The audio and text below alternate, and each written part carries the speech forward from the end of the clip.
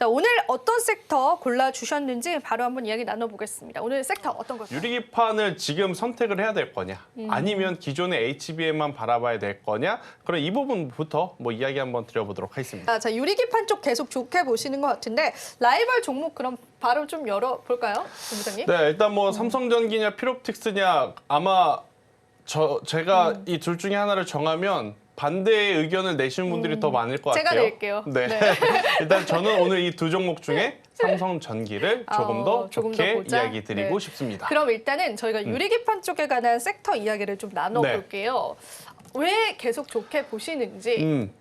일단은 지금 작년 한 해 같은 경우에는 HBM에 대해서 조금 더 집중되어 있었죠. HBM3 12단에서 16단, HBM4로 그리고 만약 공급을 한다면 누가 공급을 해줄 것이냐, 누가 가장 높은 점유율을 가지고 갈 거냐. 그러다 보니까 엔비디아 이야기 나오면서 거기에 따른 수혜주인 SK하이닉스, 또 여기에 장비를 공급하는 한미반도체, 이러한 기업들이 좀 줄을 이뤘었다라고 좀 보시면, 올해는 극명하게 지금 이 CES에서부터 지금 나오는 이야기는 뭐죠? 블랙엘이 여전히 발열에 대한 이야기가 있고, 그럼요. 그렇기 때문에 지연이 되고 있다는 이야기가 계속 흘러나오고 있죠. 그러면 이 발열을 잡지 못하면 엔비디아뿐만 아니라 최근까지 좋았던 반도체 산업이 전체적으로 근간이 흔들릴 가능성이 높아요. 왜냐? 그동안에 반도체 IT 관련주들이 올라왔었던 가장 중요한 이유는 엔비디아의 엄청난 성장성, 그리고 성장성이 조금 둔화되었다 하더라도 굉장히 긍정적인 가이던스 때문에 지금 이렇게 버텨왔던 건데, 만약 여기서 발열을 잡지 못하고 계속 지지부진하게 흘러간다? 그러면 과거에 작년에 엔비디아가 굉장히 조금 힘들었을 때 그 힘듦을 이겨낼 수 있었던 이유가 블랙엘 다음의 제품인 루빈의 출시일이 굉장히 빠르게 앞당겨서인데, 이 루빈에 대한 출시일도 계속 지연이 될 수밖에 없는 거거든요. 맞아요. 그러면 당연히 주가는 그때 왜 올랐어? 그러면 다시 한번 조정이 나올 수 있는 거 아니야? 라고 지금 판단을 하면서 내려올 가능성이 있다 보니 지금 반도체 IT는 어떻게 보면 이 발열을 어떤 기술로 잡느냐가 키포인트. 미국은 선택사항이 액침 냉각 쪽입니다. 네. 대표적으로 버티볼딩스라는 기업이 실제로 서버라든지 데이터 센터를 물과 기름이 섞인 혼합유에다가 넣고 빼면서 냉각 기술을 보이고 있는 상황. 근데 우리나라 관련 기업들 많죠. KN솔, GST, 뭐 한중 NCS.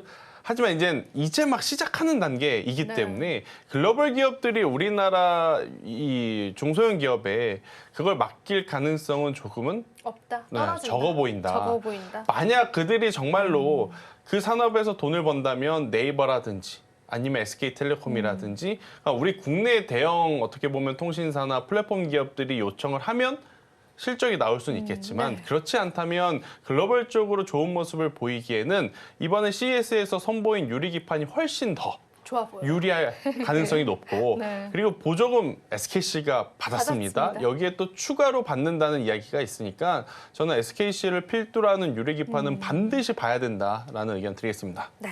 그러면은 우리가 유리기판 쪽은 계속되는 시장 모멘텀 가져갈 것이다라고 체크를 해봤다면 그 안에서 삼성전기와 필옵틱스를 라이벌 종목으로 주셨는데 의외였던 건 SKC가 빠져 있습니다. 네. 그것도 참 의외예요, 네, 본부장님. 왜 그러냐면 네. 이제 수익이 난 종목군들은 일부 이제 수익을 좀 챙기고 하자는 심리가 있을 네. 수밖에 없는 시장이 다가오는 거거든요. 네.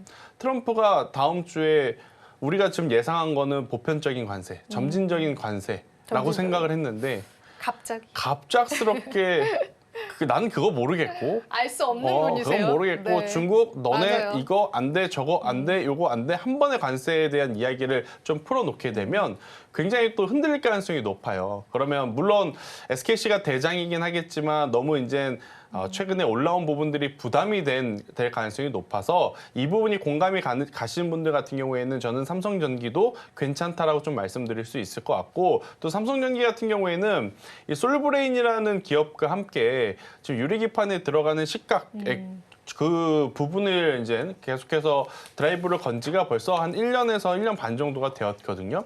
지금 SKC의 어떻게 보면 이 상용화 시점에 맞춰서 삼성전기도 지금 시작을 하게 될 가능성이 저는 굉장히 높기 때문에 삼성전기 또한 무시 못할 기업 중에 하나다라고 좀 말씀드릴 수 있을 것 같고, 삼성전기는 유리기판이라는 키워드를 떼놓고 보면 MLCC의 가격이 MLCC. 가장 중요하죠. 네. 근데 MLCC의 가격이 저도 최근에 이제 체크를 해서 안 사실인데 그래도 제법 많이 회복했더라고요. 그래요? 네, 재고가 많이 이제 감소가 되면서 MLCC의 단가도 조금은 이제 많이 회복한 상황이기에 저는 삼성전기의 지금의 가격이 조금은 더 부담이 안 되겠다 싶어가지고 저는 삼성전기에 대한 이야기를 좀 오늘 가져와 본 겁니다. 근데 네. 사실 삼성전기는 MLCC 이미지가 또 너무 강하잖아요. 그렇죠. 그래서 이 MLCC 이미지를 가진 삼성전기가 유리기판으로 탈바꿈할 수 있을까? 유리기판이 그만큼 이 악재를 소화해주면서 올려줄 수 있을까? 그런 부분에 좀 의문이 되긴 하는데. 사실 SKC도 유리기판 전에는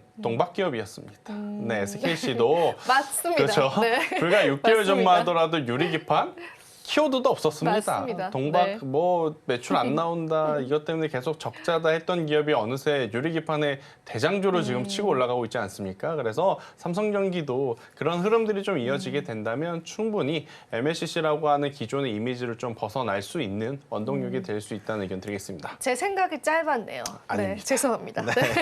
피롭틱스 그럼 바로 한번 예스 의견 주셨는데 네. 한번 들어볼게요. 일단 피롭틱스도 되게 좋아요. 그런데 이제 다수의 유리기판 장비주들의 공통점은 뭐가 있냐면 OLED라든지 LED, LCD 이쪽이랑 많이 연결이 되어 있거든요. 근데 저도 OLED 산업에 대해서 부정적으로 보는 것은 아닌데 참 이쪽에서 어떤 성과가 나기가 힘든 것 같아요. LG 디스플레이도 여전히 저 밑바닥에서 지금 맞아요. 허덕이고 있는지 맞아요. 뭐 수년이 되어간 상황이잖아요. 그러다 보니까 OLED 장비주들이 과연 이 유리기판이 상용화되었을 때 얼만큼 매출을 낼 수 있는지는 확인이 조금 필요한 것 같아요. 그러니까 전체 매출에서 기존의 OLED 장비에 대한 매출 비중이 많을 거거든요. 이제 많으니까요. 여기서 이제 플러스 이제 알파가 얼마만큼 덧붙여지는지 여부는 한번 체크는 해봐야 되지 않을까. 이제 상용화를 하게 되면 장비 발주들은 나갈 겁니다. 뭐 일부 발주들은 이미 진행이 됐지만 본격적인 장비 발주가 되었을 때 그 규모가 얼마 정도 되는지는 좀 체크가 필요하지 않을까라는 생각이 들고 있고 만약에 그 규모 자체가 우리가 투자자분들이 생각한 그 규모보다 작게 되면 굉장히 빠르게 좀 식어버릴 수는 있을 것 같아요. 그래서 피롭틱스도 좋지만 SKC도 좋지만 지금은 가격적으로 그나마 내가 현실적으로 없다라는 전제하에 매수를 할 수 있는 구간에 지금 진입되어 있는 것은 삼성전기가 가장 낫지 않겠나라는 의견 드리겠습니다. 지금 바로 구독을 눌러보세요. 실시간 경제 뉴스, 투자 전문가들의 다양한 시황과 정확한 분석, 또 알찬 투자 정보까지 신뢰할 수 있는 저희 서울경제TV와 함께하세요.